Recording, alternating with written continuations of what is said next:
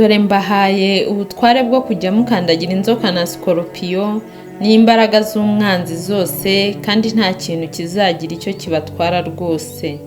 Luka igice cya 10 umurongo wa 19.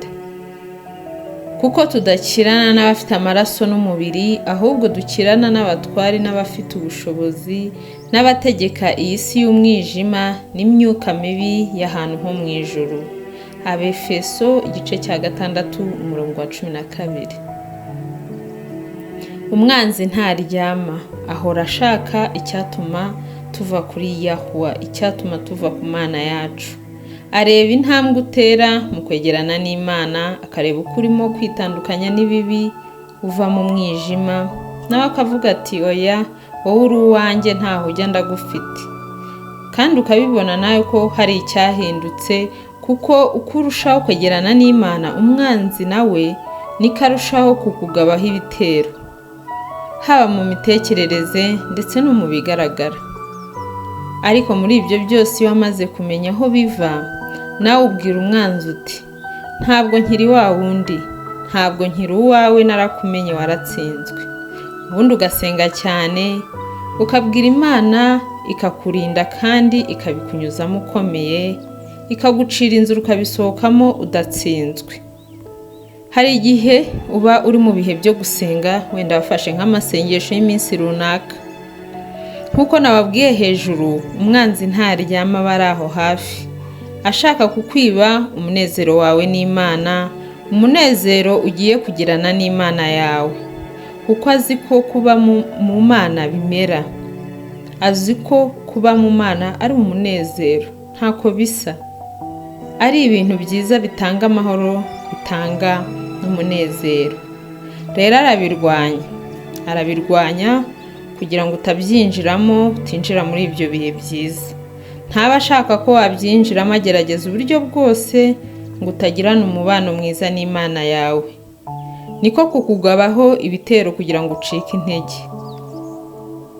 Indwara zikaba zirakuziye, ubukene utigeze ubona, ukabura ibitotsi, amajwi hirya hino, guhagarika umutima, kwigunga, ubwoba n'ibindi. Ariko kuko uba uri mu butware n'imbaraga z'Imana, ntacyo bigutwara. Cyane ko ijambo ry'Imana ritubwira ngo icyo tuzahambira mu isi kizaba gihambiriwe mu ijuru. Rero tubasha kubihambira mu izina ry'Umwami wacu n'Umukiza Yesu Kristo, tukabisohokamo dukomeye kandi twizeye, twishimiye mu Mwami wacu. Nk'uko ijambo ritubwira ngo ariko si ibyo byonyine, ahubwo twishimira no mu makuba yacu, kuko tuzi yuko amakuba atera kwihangana, kandi kwihangana kugatera kunesha ibitugerageza, uko kunesha kugatera ibyiringiro. Abaroma igice cya 5 umurongo wa 3. Muri ibyo byose tuba dufite ibyiringiro ko turi kumwe n'Imana. Rero muri ibyo turwana nabyo byose, ntabwo tuba turi twenyine. Imana iba iri kumwe natwe, cyane ko twe tuba tutanabibona, ariko Imana yacu iba ibibona ibyo umwanzi agambirira ku buzima bwacu.